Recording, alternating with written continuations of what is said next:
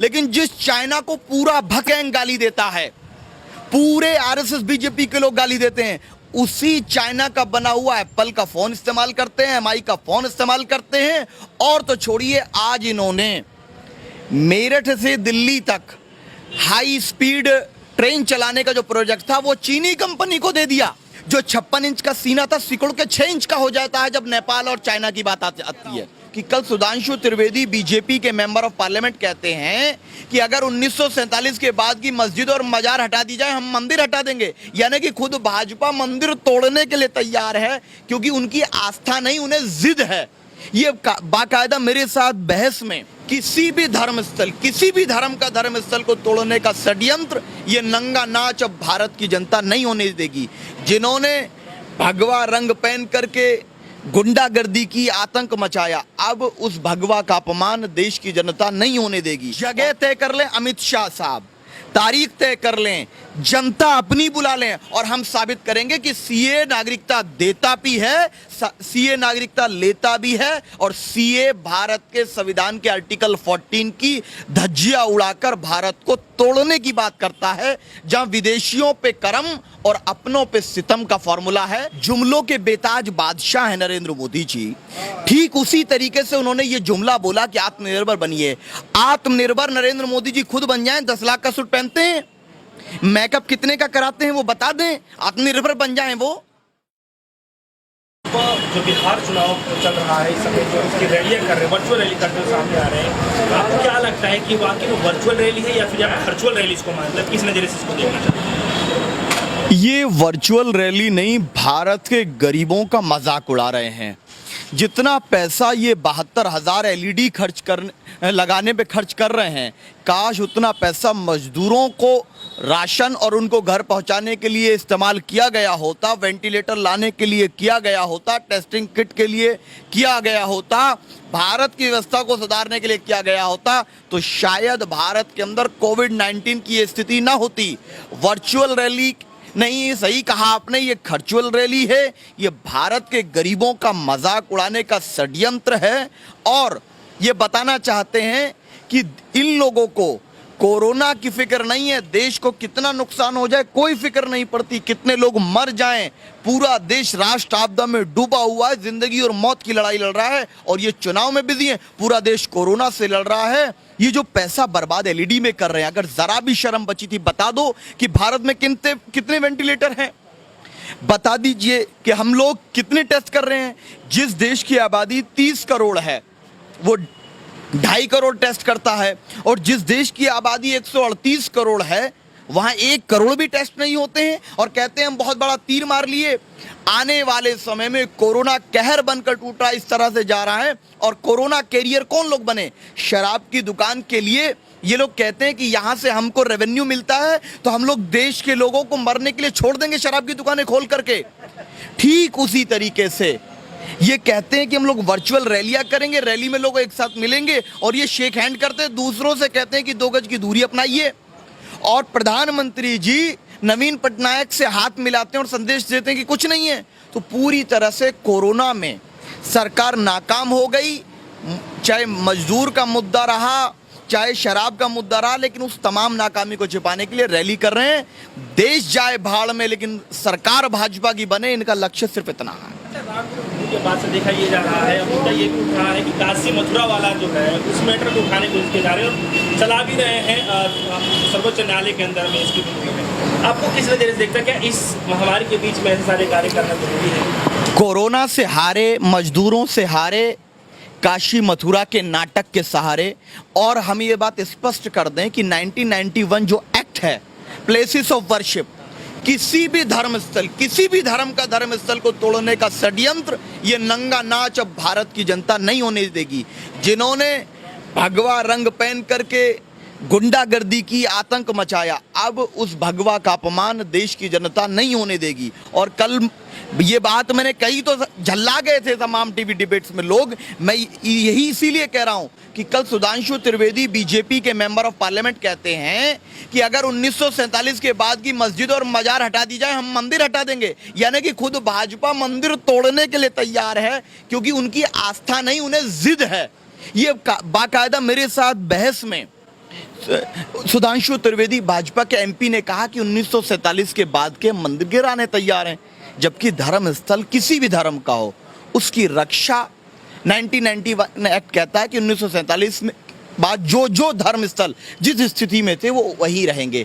तो ये षड्यंत्र करके भारत के मजदूर, किसान, गरीबों के मुद्दे को दबाने के लिए षड्यंत्र कर रहे हैं। अच्छा, सीए को लेकर के फिर से वर्चुअल रैली के दौरान अमित शाह गृह मंत्री जो है वो कह रहे हैं कि जो ममता बनर्जी है उनको समझ में आ जाएगा कि जिस तरीके से सामने आ रही है, हमारे विरुद्ध खड़ी हो रही है, इसका इनको हर्जाना जो भुगतान है वो भुगतना पड़ेगा। इसको आप कितना नहीं, भुगतान तो भुगतना पड़ेगा, इसलिए भुगतना पड़ेगा जो भी आवाज उठाएगा। जामिया के स्टूडेंटों ने भुगतान भुगता है, जेएनयू के स्टूडेंटों ने भुगतान भुगता है, उत्तर प्रदेश के एक बड़े लीडर समाजवादी पार्टी के भुगतान भुगता है, हम लोगों ने बहुत से भुगतान भुगते हैं, सरकार ने प्रताड़ित किया है। तो इनका काम तो है डरा करके किया जाए, जबकि सीए पूरी तरह अनकॉन्स्टिट्यूशनल है। हमने जब इन्होंने कहा था ना डिबेट के लिए, मैंने कहा था कि हम तैयार हैं डिबेट के लिए। जगह तय कर लें अमित शाह साहब, तारीख तय कर लें, जनता अपनी बुला लें और हम साबित करेंगे कि सीए नागरिकता देता भी है, सीए नागरिकता लेता भी है और सीए भारत के संविधान के आर्टिकल 14 की धज्जियां उड़ाकर भारत को तोड़ने की बात करता है, जहां विदेशियों पे करम और अपनों पे सितम का फॉर्मूला है। आज वही बांग्लादेश, अफगानिस्तान और सीए का हिंदू भाई सोच रहा होगा कि पहले अपने मजदूरों को जो खाना ना दे सके, जो अपने मजदूरों को घर ना पहुंचा सके, किसानों की फसल का काम ना कर सके, बुनकर और छोटे व्यापारियों को, नौकरी करने वालों को उनके घर तक ना पहुंचा सके, वो हमारी क्या हिफाजत करेंगे? पहले अपनों की कर लो ना, अपने लोगों को रोजगार दे दिए, इकोनॉमी बर्बाद हो गई। और खुद कहा आरबीआई के गवर्नर में माइनस में जाने वाली है जीडीपी। अगर जीडीपी माइनस में जाएगी तो आप एक तरफ कहते हैं कि पॉपुलेशन कंट्रोल करने की बात कर रहे हैं, दूसरी तरफ अब विदेश से 2-4 करोड़ लोग लेकर आएंगे सिर्फ इसलिए कि इस देश के भाईचारे को खत्म किया जा सके।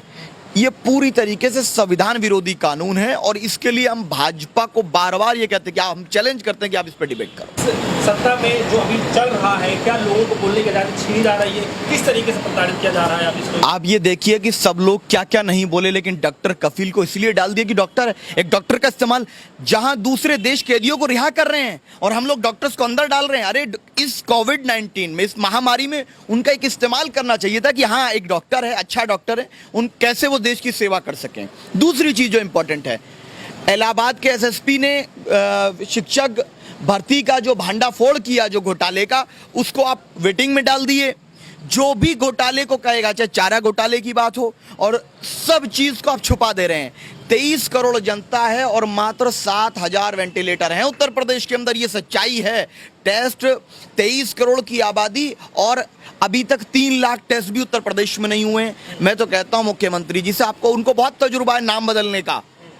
हो सकता है वो कोरोना का नाम मोहब्बत रख दें, कोरोना का नाम वैक्सीन रख दें तो प्रॉब्लम खत्म हो जाएगी, और उत्तर प्रदेश का नाम न्यूजीलैंड रख दें तो कोरोना मुक्त हो जाएगा। उनका काम नाम बदलना है, उनका काम सिर्फ और सिर्फ मजदूर गरीबों का अपमान करना है। गाड़ियां बॉर्डर पे खड़ी थी लेकिन उन्होंने इसलिए नहीं घुसने दिया क्योंकि वो विपक्ष के लोगों ने गाड़ी मुहैया कराई थी।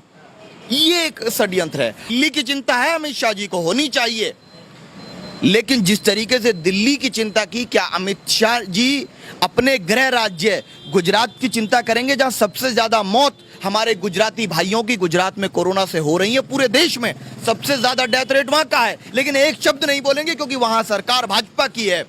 भारतीय जनता पार्टी कोरोना में एकजुट होकर के देश को जो लड़ना चाहिए था उसमें पूरी तरह नाकाम हुई, और सिर्फ पूरी नाकामी पहले तो निजामुद्दीन पे डाली, अब तलाश रहे हैं कि कैसे मुद्दे को भटकाएं।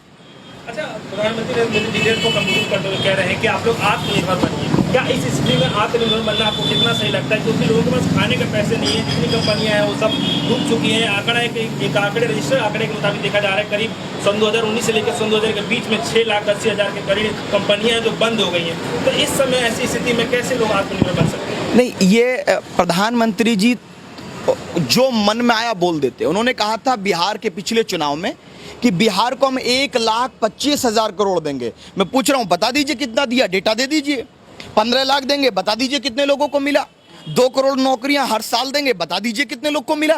तो प्रधानमंत्री जी का तो काम है बोले चले जाना, उन्हें यह नहीं मालूम क्या मतलब है। वो जैसे एक फिल्म का एक्टर का काम है एक्टिंग करना और डायलॉग बोलना, तो प्रधानमंत्री जी बेहतरीन एक्टर और कलाकार हैं जो अच्छी डायलॉग डिलीवरी जानते हैं। उन्हें सच्चाई से कोई मतलब नहीं है।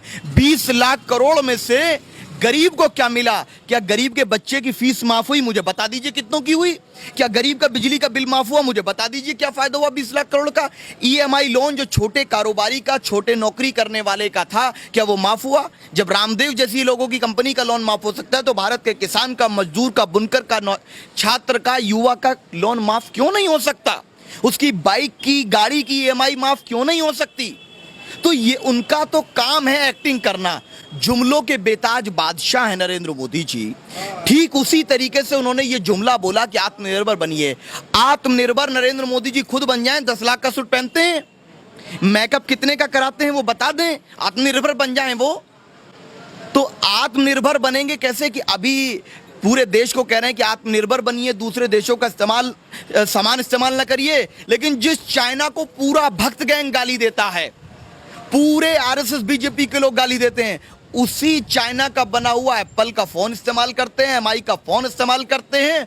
और तो छोड़िए, आज इन्होंने मेरठ से दिल्ली तक हाई स्पीड ट्रेन चलाने का जो प्रोजेक्ट था वो चीनी कंपनी को दे दिया। सरकार चाइना की गोद में खेले और जनता इनके सामान का बायकॉट करे, ये अब नहीं चलने वाला। ये नाटकबाजी है कि राजनीतिक फायदे के लिए जो 56 इंच का सीना था सिकुड़ के 6 इंच का हो जाता है जब नेपाल और चाइना की बात आती है। डरते हो क्या चाइना से? डरते हो नेपाल से? जो नेपाल हमसे 1000 गुना छोटा है, वो नेपाल ललकार रहा है इस 56 इंच के सीने को। तो ये अहंकारी सरकार ने देश की बेइज्जती कराने का काम ये लोग कर रहे हैं। क्या लगता है इस बार कुछ बिहार में जिस तरीके से लोग यहाँ से प्रताड़ित होकर के त्राहिमाम वो घर गए हैं, शहरों में छाले पड़े हैं, क्या लगता है कि वो इमेज इस बार जनता कुछ पाना चाहिए इस बार? देखिए, भारतीय जनता पार्टी गरीबों का शोषण करके उनको ब्लैकमेल करके वोट लेती है। पैसे के दम पे जब जिस गरीब के घर में राशन नहीं होगा उसको कोई ले जाकर 500 रुपया देगा, 1000 रुपया देगा, उसे मजबूरी है कि एक दिन का राशन हुआ इसलिए वोट दे दूं। लेकिन मैं बिहार के गरीब जनता से, मजदूरों से ये निवेदन करता हूं कि ये समय आया है कि जहां आपने इतना बलिदान और त्याग दिया इस विराट भारत को बनाने के लिए, एक योगदान और बलिदान दें, आधी रोटी खाएं और नरेंद्र मोदी और इन भाजपा और एनडीए को हराएं। एक बात है कि जो हिटलर की चाल चलेगा उसका अंजाम भी हिटलर जैसा होगा, जो नेपोलियन की चाल चलेगा उसका हाल भी वही होगा। ये देश गांधी का देश है, गोडसे का देश नहीं है। ये मोदी जी के गुरु सावरकर की विचारधारा से देश नहीं चलने वाला, रिजेक्ट कर देगा ये देश। ये देश तिरंगे को अपना झंडा मानता है, कोई और ना। इस देश का मजहब इस्लाम हो सकता है, ना इस देश का धर्म हिंदू हो सकता है। इस देश का एक धर्म है, वो है भारत की मोहब्बत, भारत की एकता और अखंडता, गांधी की विचारधारा, अंबेडकर की विचारधारा, और उसी से ये देश चलेगा। ये निश्चित है कि इस देश की आज़ादी में हर व्यक्ति का लहू बहा है और तमाम के लहू से ये देश आज़ाद हुआ। ये लोग अंग्रेज़ों के चाटुकार कौन थे? इन्हीं लोगों ने अंग्रेज़ों से माफ़ी मांगी थी, उनको ये हीरो मानते हैं। और जिन्होंने अंग्रेज़ों के सामने अपने सर कटा दिए उनको हम हीरो मानते हैं। तो मुझे यकीन है कि देश के अंदर भाईचारा जीतेगा और ये चाइना से डरने वाले हारेंगे, ये नाटकबाजी की दुकान चलाने वाले हारेंगे।